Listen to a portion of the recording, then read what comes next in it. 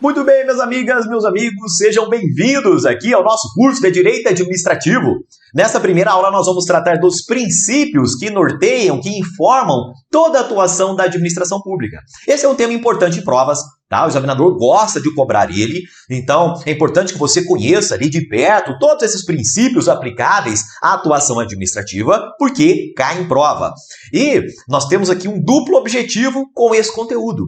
Por quê? Quando a gente estuda os princípios aqui do direito administrativo, pouco a pouco a gente vai se aproximando, a gente acaba se familiarizando mais com o conteúdo do direito administrativo de um modo geral. Então a gente pode dizer que o conhecimento, né, esse tema, essa matéria aqui, acaba lançando as bases para que a gente vá estudando outros temas do direito administrativo. Tá? Então nós vamos trazer aqui algumas informações que vão facilitar a sua compreensão quando estivermos estudando, por exemplo, os poderes da administração, os atos administrativos, né, que é um tema que normalmente pega em provas. Então, além de nós termos questões que cobram especificamente este conteúdo, né, todos esses assuntos eles vão facilitar a assimilação de outros temas que estão por vir aqui no nosso curso de Direito Administrativo. Combinado? Muito bem, pessoal. Olha só, a ideia aqui nesse primeiro bloco é trazermos algumas noções gerais para você que está chegando agora no estudo do direito administrativo, né, noções gerais quanto aos princípios da administração pública. E, inicialmente, eu gostaria de lembrar que dentro do direito nós temos as chamadas normas jurídicas. Belezinha? Nós temos as normas jurídicas e estas normas, amigos, elas se subdividem em regras e princípios. Bacana? Então, nós temos as regras jurídicas, que são espécies das normas jurídicas, e nós temos também os princípios jurídicos, né, que também é uma subespécie de normas jurídicas. Nesse bloco, a ideia é que a gente comente um pouco mais sobre as diferenças entre regras e princípios, né, como é que funciona a aplicação de cada um deles e também alguns detalhes sobre os princípios que eventualmente aparecem em provas. Então, antes de nós adentrarmos aqui a explanação de modo mais específico, vejam que quando eu falo em princípios, eu estou falando sobre aspectos mais abrangentes, tá? Estou falando sobre preceitos mais básicos, mais abrangentes do direito. Ao passo que quando eu trato de uma regra jurídica, eu estou falando em algo mais específico. Algo algo que não é tão abrangente assim como os princípios. Então, só para familiarizar aqui nesse nosso início aqui do curso, olha só, imagina que você tem ali um filho, né, convive ali com uma criança, com um sobrinho, enfim, com o filho de um amigo, e você vê o pai chegando para a criança e falando, olha, filho, se estiver chovendo, você use o guarda-chuva. Beleza? Então, o que o pai está ensinando ali para o filho naquele momento é exatamente uma regra, né? Não uma regra jurídica, mas uma regra de convivência, né? Uma regra social. E ele está ensinando uma regra, porque é uma situação muito específica, né? Se estiver chovendo, abra e utilize o guarda-chuva. Se não estiver chovendo, deixe de lado, né? Esqueça o guarda-chuva. Então, a regra, amigos, a regra jurídica, ela tem essa característica. Ela consiste em um conjunto de uma hipótese e de uma consequência, tá? Se chover, use o guarda-chuva. E isso nós vamos trazer aqui também para as regras do direito, para as regras jurídicas. Então, por exemplo, quando nós estivermos estudando agentes públicos, as aposentadorias, nós vamos ver que, em regra, quando um agente público completa 75 anos, ele deverá se aposentar, tá? Porque isso é uma regra jurídica. Agora, quando a gente fala em princípio, nós estamos falando em algo mais básico, mais abrangente. Então, por exemplo, aquela situação que o pai chega para o filho e fala, filho, seja gentil, seja educado. Aquele preceito, né, aquele valor que o pai está passando para o filho, ele não vai se aplicar apenas em uma situação quando houver chuva. O princípio, ele tem essa peculiaridade, ele se aplica a uma quantidade enorme, uma quantidade muito vasta de situações. E assim também será para os princípios do direito administrativo, para os princípios jurídicos de um modo geral. Então, quando nós temos, por exemplo, a Constituição Federal nos dizendo que os agentes públicos, a administração pública, de um modo geral, deve obedecer ao princípio da moralidade. Vem cá, imagine aí quais são as situações nas quais o agente público deve atuar com base na moralidade, né? Buscando atuar de maneira ética, de maneira honesta, com boa fé, né? São inúmeras. Talvez nós temos aí uma quantidade indeterminada de situações, é verdade? E isso é que caracteriza os princípios, tá? O fato de serem mais básicos, mais abrangentes e atingirem uma quantidade enorme de situações. Belezinha? Dito isso, pessoal, olha só. Vamos até limpar aqui a nossa tela. Por quê? Porque é importante que a gente tenha, de modo mais técnico, essas distinções entre regras e princípios, tá? Vejam que nós comentamos, as regras, elas consistem nesse conjuntinho. Uma hipótese: se chover, use o guarda-chuva. Se completar 75 anos, aposentadoria. Se a servidora pública adota uma criança, dá à luz a uma criança, a hipótese: qual é a consequência lógica? É ela usufruir a sua licença maternidade. Já para o princípio, nós não temos uma imposição lógica. Tá? O princípio, ele realmente vai trazer um conteúdo valorativo, ele vai trazer um valor. Tá? A gente vai comentar aqui vários valores, várias dessas noções principiológicas que são dadas pela Constituição Federal. Belezinha? Uma segunda distinção entre regra e princípio é que a regra, ela acaba dando ao intérprete, acaba dando ao operador do direito uma menor subjetividade. A regra, amigos, ela é preto no branco, ela é mais objetiva.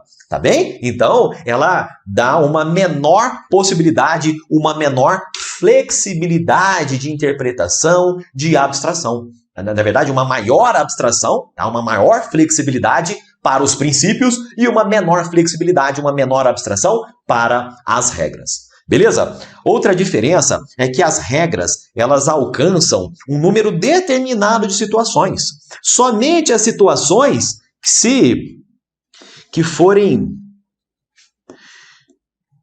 somente as situações inseridas naquela hipótese, né? Se chover, se for dar à luz, se completar os 75 anos. Então, apenas para essas situações é que se aplicará a regra.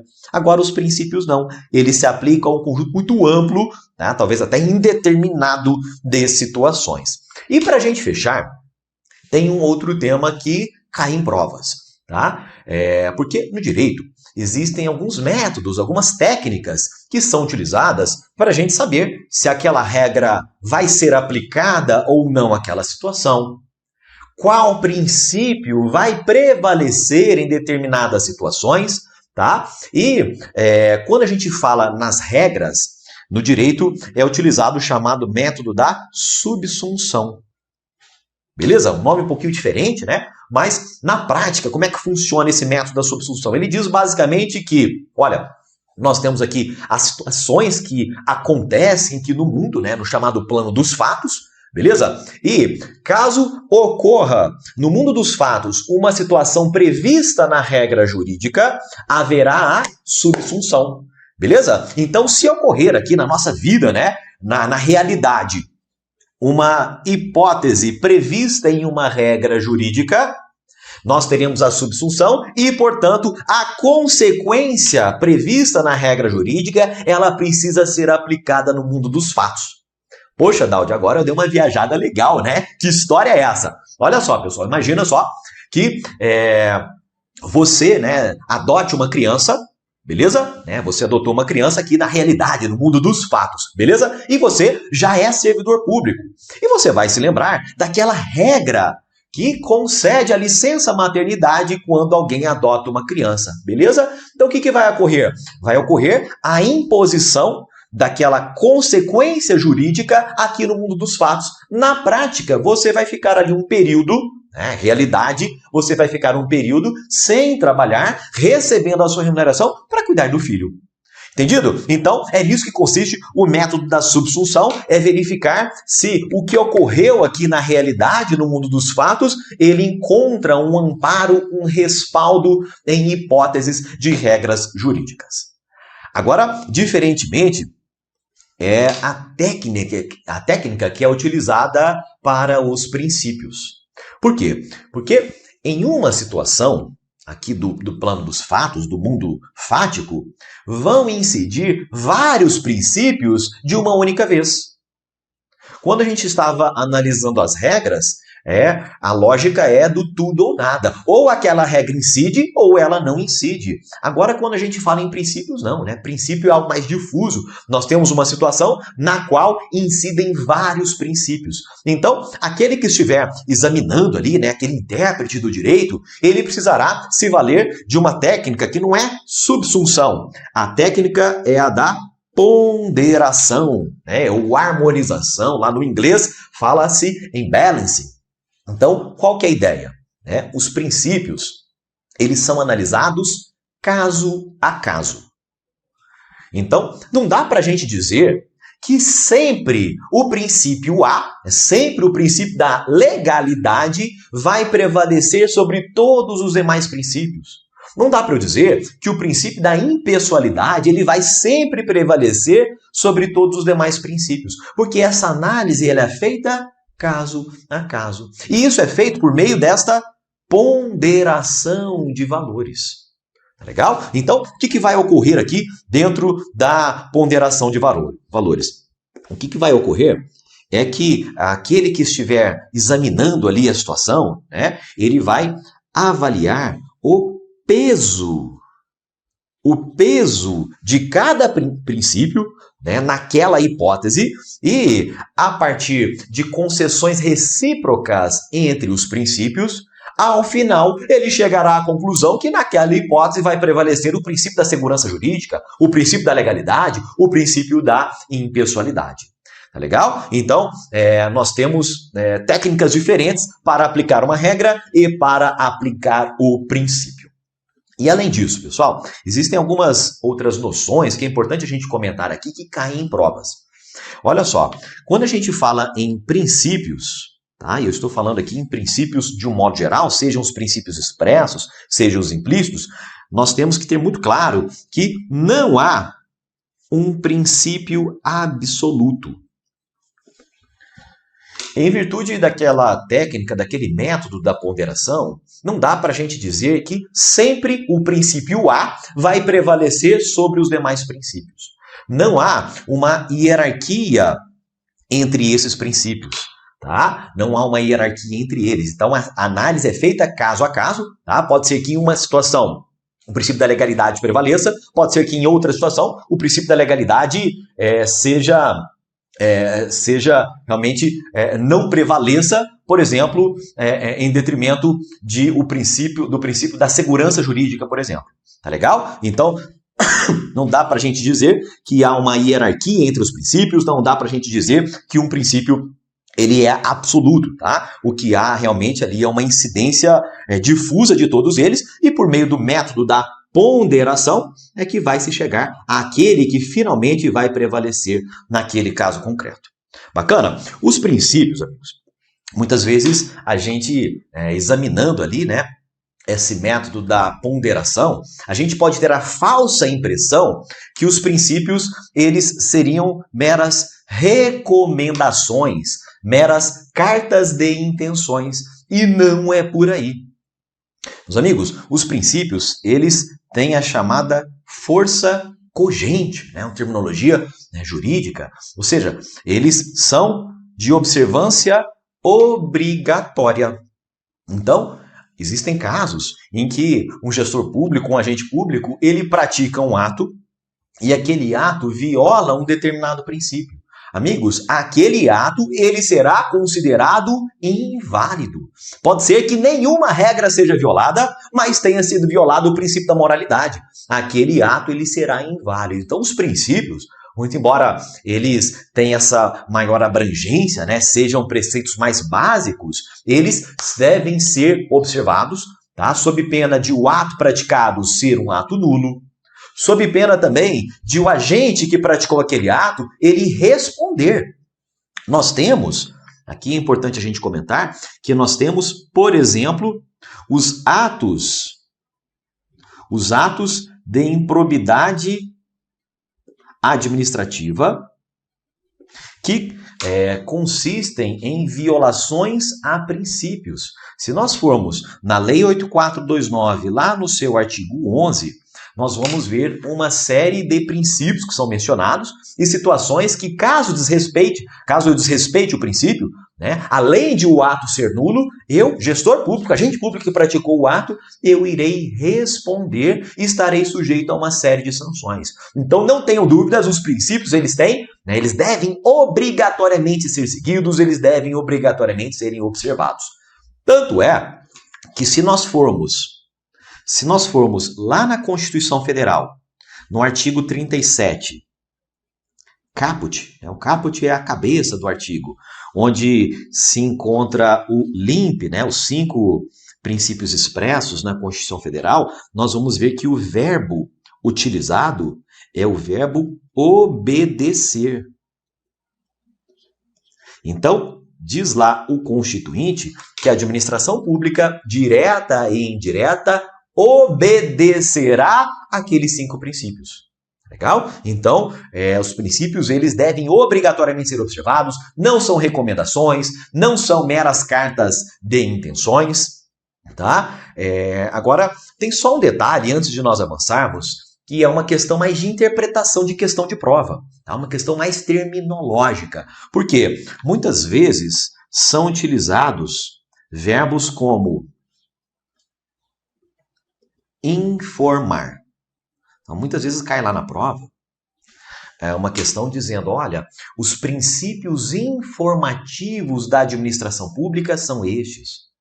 Ou o princípio da legalidade informa que, pessoal, isso aí a gente não vai considerar a questão errada só por causa disso, tá? Porque a utilização de verbos menos contundentes, como informar, né? Como preceituar, não é dizer que aquele princípio é uma recomendação, não, é simplesmente dizer que aquele princípio tem um conteúdo mais abrangente, ele tem um conteúdo mais aberto do que uma regra jurídica. Tá? Então a regra normalmente a gente diz, olha, a regra estabelece, a regra, enfim, determina, e dizemos lá que o princípio informa, né? Que o princípio, enfim, contém ali um preceito, tá? Então ambos, né? Tanto a regra quanto o princípio são normas, e as normas, de um modo geral, elas são obrigatórias, tá? Mas isso não impede que a gente utilize verbos menos contundentes, como por exemplo informar. Belezinha? Olha só, pessoal, para a gente fechar aqui esse bloco, tá? É importante a gente dividir aí os princípios em princípios expressos e princípios implícitos. Dentro da Constituição Federal, convencionou-se que apenas os 5 princípios do caput do artigo 37 da Constituição seriam os princípios expressos. Todos os demais seriam princípios implícitos na Constituição, princípios reconhecidos pela doutrina. Tá legal? Então nós temos lá o LIMP constitucional, né? Legalidade, impessoalidade, moralidade, publicidade e eficiência enquanto princípios expressos. E nós temos ainda uma série de outros princípios implícitos na Constituição, como segurança jurídica, como o princípio da confiança legítima, proporcionalidade, razoabilidade, tutela, autotutela, especialidade, e por aí vai. A lista é longa, tá? Agora, o que eu quero trazer aqui para vocês agora é que ambos, expressos e implícitos, eles têm a mesma importância. Então não dá para a gente dizer, olha, nessa situação aqui específica, Daudi, estão incidindo 2 princípios expressos e 3 princípios implícitos. O expresso ele é mais importante, deixa de lado os implícitos. Não é por aí. Ambos têm a mesma força jurídica. Belezinha? Agora vem cá. Vamos ver como é que isso tem sido cobrado em provas. Olha só, questãozinha de prova, diz lá que os princípios que balizam, tá? O verbo utilizado aqui, balizam, informam, enfim, não é por isso que a questão vai estar errada, beleza? Os princípios que balizam a atuação da administração pública comportam uma gradação para fins de aplicação em situações concretas. Galera, parássemos aqui, esse pedaço aqui do item, ele estaria certinho, tá? Porque essa gradação à luz do caso concreto é a definição do método da ponderação. Agora, o item, né, não se contentou, ele disse lá que os da moralidade e eficiência são considerados prevalentes. Ou seja, a eficiência e a moralidade vão prevalecer em detrimento dos demais. E aqui a gente já percebe que o item está correto. Tá? Não há hierarquia, não há prevalência, né? Não dá para a gente dizer que um é mais importante sempre que os demais. E nesse sentido, eu quero até trazer aqui para vocês algo que é muito comum de cair em provas, tá? Antes da gente passar para a próxima questão, que é uma discussão quanto ao princípio da legalidade. Muita gente pode ser levado a crer que, poxa, legalidade é algo básico, né? Se o ato é ilegal, né, o ato vai ser retirado do mundo jurídico, o ato vai ser declarado nulo, porque legalidade é muito importante. Então, a legalidade, o princípio da legalidade, ele prevalece sobre os demais. E olha só, pessoal, olha que curioso. Nem mesmo a legalidade dá para a gente dizer que ela sempre vai prevalecer. Porque existem casos, por exemplo, que a legalidade ela acaba se chocando ali com o princípio da segurança jurídica. Beleza? E há situações que o Supremo Tribunal Federal, um juiz, o intérprete do direito administrativo de um modo geral, ele vai sopesar estes dois princípios e vai entender que em um caso concreto a segurança jurídica acabará prevalecendo sobre a legalidade. Então existem casos, por exemplo, em que a administração pratica um ato ilegal, mas esse ato ilegal, amigos, ele foi praticado há tanto tempo atrás. Há tanto tempo, né, várias foram as situações, as relações jurídicas já construídas a partir daquele ato ilegal, né, mas era uma ilegalidade que ficou oculta, ficou esquecida por muitos anos no ato praticado. E só agora, 10 anos depois, é que eu descobri que aquele ato era ilegal. Pode ser que naquele caso, para fins de garantir uma maior estabilidade das relações jurídicas, a segurança jurídica vai prevalecer em detrimento da legalidade e não vai se retirar, não vai se anular aquele ato ilegal. Beleza? Então há situações que os atos, mesmo se reconhecendo que há uma ilegalidade neles, eles não serão anulados, eles não serão retirados do mundo jurídico. A administração vai conviver com aquele ato ilegal, porque haveria ali um prejuízo muito maior para as relações jurídicas, para os envolvidos, caso o ato fosse anulado tantos anos depois. Beleza? Muito bem. Mais uma questãozinha de prova. Olha só, né, os princípios previstos na legislação infraconstitucional são regras desprovidas de sanção pelo seu cumprimento, de modo que sua violação não se consubstancia em ilegalidade. E aí, pessoal, o item está dizendo que se o princípio está previsto em uma lei, né, que está abaixo da Constituição, aquele princípio ele pode ser desrespeitado sem nenhuma sanção pelo seu descumprimento. Porque descumprimento de princípio não é uma ilegalidade. Isso aqui, galera, tá errado. Tá errado. Se a gente pega, por exemplo, os atos de improbidade administrativa que violam princípios da administração, a gente vai perceber as duras sanções que foram previstas na lei de improbidade, né, mesmo após a alteração da lei, pela Lei 14.230, de sorte que existem sim sanções, tá? Os princípios, caso desrespeitados, levarão à nulidade, poderão levar à responsabilização dos agentes envolvidos. Belezinha? Muito bem, pessoal. Agora, antes de nós fecharmos aqui este primeiro bloco, né, sobre noções gerais dos princípios da administração pública, eu quero trazer essa tela para que a gente já vá se familiarizando com essa divisão, essa dicotomia principiológica que os subdivide entre princípios expressos e implícitos. Conforme a gente até havia adiantado, os expressos são apenas em número de 5. São apenas o limpe constitucional. Então, convencionou-se que são expressos apenas os princípios que constam do artigo 37 caput da Constituição, sendo que todos os demais princípios são chamados de implícitos. Nós temos aqui, por exemplo, o princípio implícito da supremacia, ou também chamado da prevalência do interesse público, o princípio da indisponibilidade do interesse público, da razoabilidade, da proporcionalidade, da continuidade dos serviços, da motivação, especialidade, da tutela, autotutela, contraditório e ampla defesa, presunção de legitimidade, legalidade e veracidade, segurança jurídica, confiança legítima, enfim. E nós temos ainda outros a acrescentar aqui nessa lista. E talvez você possa estar se perguntando, né? Poxa, Daudi, mas eu lembro de ler na lei de concessões, na lei lá de serviços públicos, lembro de ver lá escrito o princípio da continuidade. Eu lembro de ler na lei do processo administrativo os princípios da razoabilidade, da proporcionalidade. Então eles estão expressos em algumas leis. E você está certinho. Agora, aqui para nós, né, essa subdivisão entre expressos e implícitos toma por base apenas o texto constitucional, o 37 caput da Constituição. Então, entende-se, uma convenção que foi feita de considerar expressos apenas aqueles que constam lá na cabeça do 37, sendo que todos os demais são reconhecidos pela doutrina, são inferidos pela jurisprudência a partir do estudo de direito administrativo como um todo.